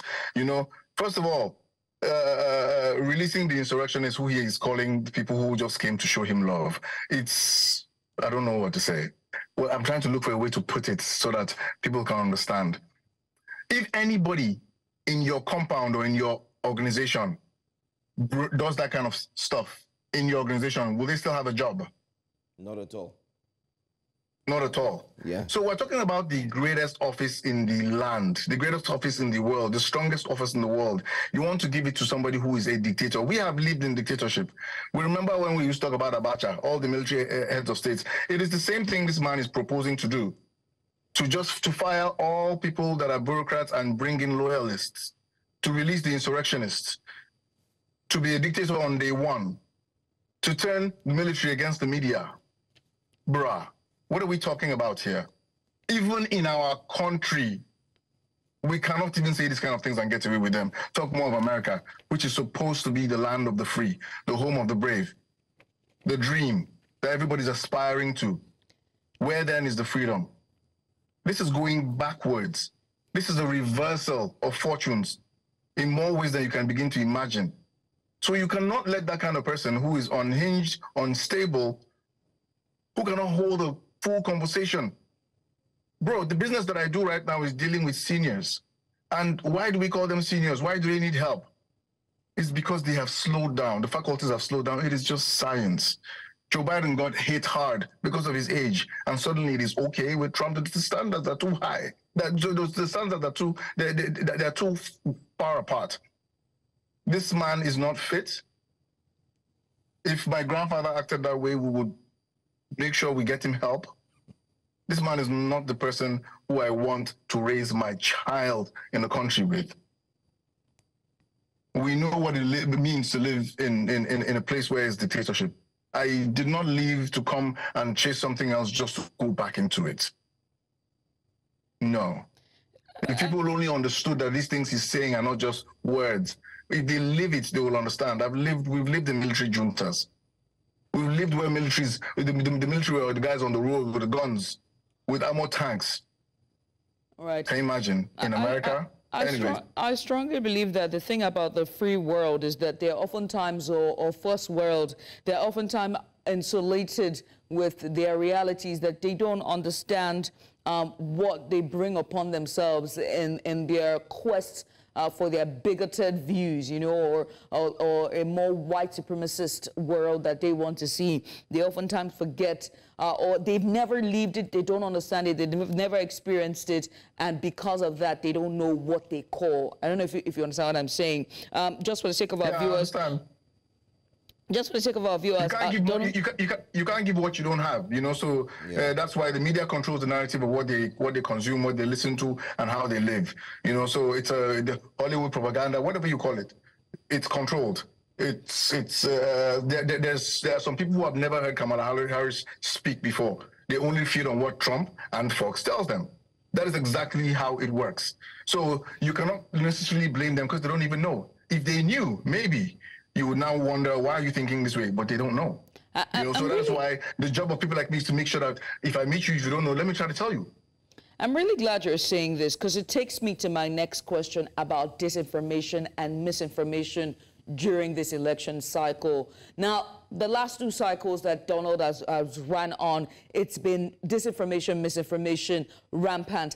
But this cycle is a completely different game altogether, with the aid and the alliance that he has with Elon Musk's and X. We have seen him be more and more it's more lies and rhetorics that have been spewed and seem okay, so much so for him to say, calling Kamala the B word, calling both Kamala and Biden garbage, you know, all kinds of rhetoric has been spewed, and the level of disinformation and misinformation, so much so that he refused to attend, he refused a second debate, he refused more interviews for him to be grilled. I know how many, I cannot count how many interviews he turned down, you know, and he also, I remember during the live broadcast for the debate between Tim Walz and J.D. Vance, the vice president debate, J.D. Vance said, oh, but we didn't sign up for us being fact-checked. What does that say for this election and what it would mean for a possible Trump administration? Well, it didn't start today. These things, even in marketing, there's a 7-point touch, you know, 7-point contact for somebody to actually buy something. If you go on Instagram, you see something one day, you just swipe past. You see the next day, swipe past. Third day, fourth day, you're like, it catches your attention. It's a build up to whatever it is that they want to do. They've desensitized people. They've normalized all these things, abusing women, abusing your opponent. It's now normal, such that when Trump does it, people are just like, yeah, that's just Trump. 10 years ago, nobody would have taken it, but it's taken time. It's piece by piece by piece. It is deliberate, that it's being done deliberately. And the poor people who are consuming it do not know. We don't have readers anymore. We have people who just watch. They just watch. The attention span is short. They want something that is sensitive, that is, what's the word? What's the word we media people like to use? Buzzwords, a splash. What's the word I'm looking for? Anyway, let's move past the word. This has been done in bits and pieces and built to a point where the public is desensitized, such that these things have been normalized.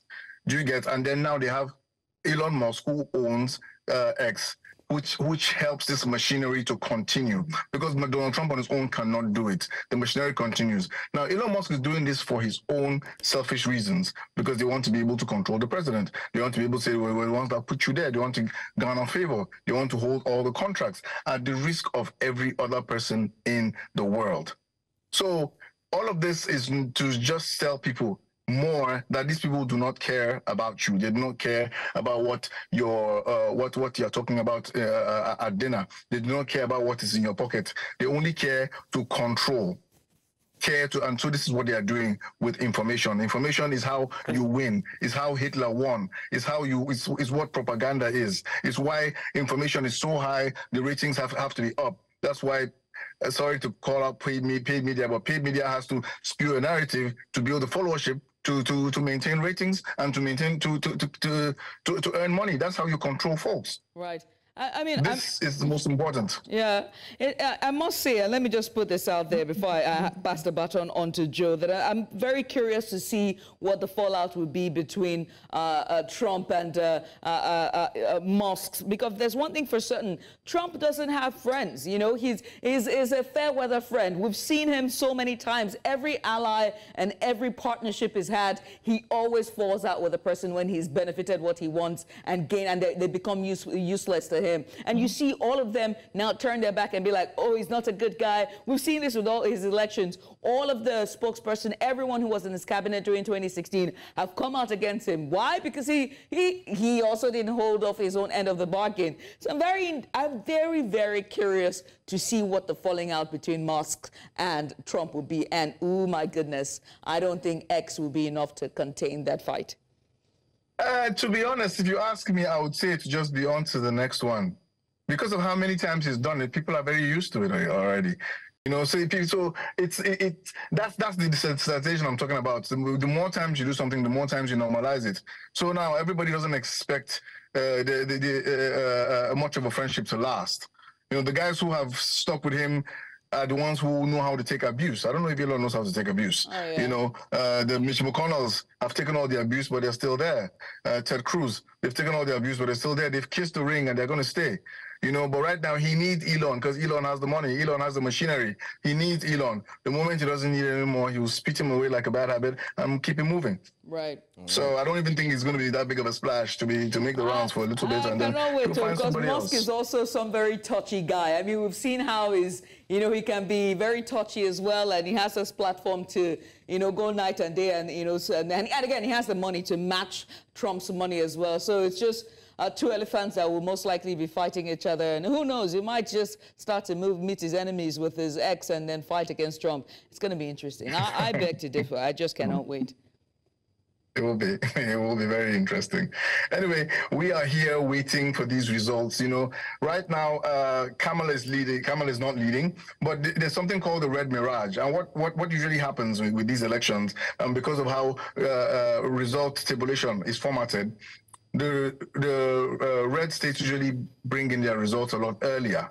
And then so that's why they usually go to bed, with the results being very red, and then they wake up the next day, the blue shift has happened, and they'll be like, oh, it was stolen. That's why it's easy to actually manipulate their thoughts. If only they understood how election worked, how the tabulation happens. For instance, in states like Pennsylvania, the mail-in ballots have been going in for almost 4 weeks right now, but you cannot open any mail-in ballot until the end of elections today. Then the counting starts, and it's one of the biggest. It has about 19 electoral votes. So it takes time. Then there are votes from outside of the country, from the military, from the guys who are stationed abroad, from foreign services. It takes days, so. Back in the day, usually when somebody knows that they are losing, then they concede early just to stop the bleeding. That's what was the norm. But because of Trump, who has questioned everything, who has thrown the wrench into everything, it now makes people think, oh, yes, why are they taking so long to count? Do you know how many people are voting? We're talking about almost 200 million people voting. Do you understand? We expect it to be over by 8 p.m. It makes no sense. Even the laws in many states don't. Florida, for instance, the moment you start collecting mail-in ballots, you start counting them immediately. Even though they're one of the biggest states, they're able to bring in their polling results pretty early, an hour or two after election has stopped. So if you know the peculiarities of these different states and how these things are counted, it makes sense why there's usually the red mirage, then there's the blue shift, and then things rise. That's the same thing that happened the last election. That's the only thing that is showing the same pattern with this election. Every other thing has been unprecedented. But this particular pattern is the same thing we saw last year. Maybe about 2 to 3 hours from this time was when Trump went and announced when he started seeing the shift happen. So we are expecting, there are things that we can predict already. We are seeing it based on the pattern of what has happened within the groundwork and the polling and the energy, and we just know it's time to move on. She's winning. All right, talking about moving on, let's look at very quickly the safety gun laws. It's been 20 years, and after 20 years, finally, the Democrats did have an adjustment or requests, or many had called for a review of the gun safety laws. I mean, you're aware of the killings that's taken place for so long. A lot of Americans, or a few, are worried that should Trump rise to the occasion and become the 47th president, there would be a reversal of the progress that has been made by the Democrats. That's one. Secondly, there's also fear of the revocation of licenses, especially for media houses like this. You know, the media houses that have not been in support of his entire campaign. And he's also made it clear that the media is the enemy. So he's certain that once he rises to the occasion and becomes the 47th president, that he's going to do something about that. Can you speak to us a bit more about how Americans are feeling about the safety the laws, the safety gun laws, and also looking at the media and also other things that they fear could take America back to where they don't want to belong? So first of all, the Second Amendment, you know, states the right to own a gun. You know, these date back to early days when people had to protect themselves, when it was a Wild West, before full civilization came through. Now, I own a gun. I'm a gun owner. I don't want anybody coming to my house without permission. I will blow you away. Do you understand? But what people are asking is common sense gun laws. You know, you will get to buy, let me see, what? There are things you cannot buy pepper spray in this country, or what you call it, or a taser in this country without going through stringent background checks and all of that before you can buy all that. But you can walk into a Walmart and buy a shotgun. All people are asking for, before you send somebody on the road, you require them to have a license. Guns kill people more than cars, but you allow them to just walk in because of because you don't want to revoke their rights. Now, these rights even go back to NRA, which is the National Rifle Association, which fund politics. So if you are cutting down on gun, if you are coming for gun laws, they think that that's going to affect their money. It's a money play, you know. So, I don't think Harris is saying she wants to take away anybody's guns. They are just asking for common sense gun laws, and we know she's going to win. So they are going to push and push so that people stop dying, people stop killing children in schools. You want to send your child and have rest of mind, and not having to put barbed wire, and not having to arm the security guards in schools with guns. People are just looking for common sense gun laws. So if it's possible Trump can win, not anything can happen, you know, but we believe he's not going to win. And then the next thing you spoke about was the media. What did you use? The media. Yes, the media. It's dictatorship again, like I mentioned. The American president should be able to take criticism from Americans, from the media. The media is important in politics. The media is important in a democracy. The media is important for checks and balances. The media is important for information sharing. The media is important for balancing out what happens in society. You cannot weaponize your power against the media. Right. That is not a free and fair country. So this, if anybody is listening to this, we cannot allow this kind of things to continue to happen. It's too late to ask people to vote. They've already voted, but we know that the vote is going to count. So all of these things we're talking about right now is good to talk about, but he's not going to win. Well, Americans are tired. Katung, I must say thank you so much. Katung Aduwak, he is an entrepreneur and community advocate, Seattle, Washington, USA, and he joined us live just to give a bit more insight and as well just on the elections and what seems to be at stake come the outcome of this election. Once again, many thanks for doing this with us, and may the best man win. Thank you very, very much. All right. All right. And that pretty much brings us to the very end of this broadcast. It's been all the way from 12 a.m.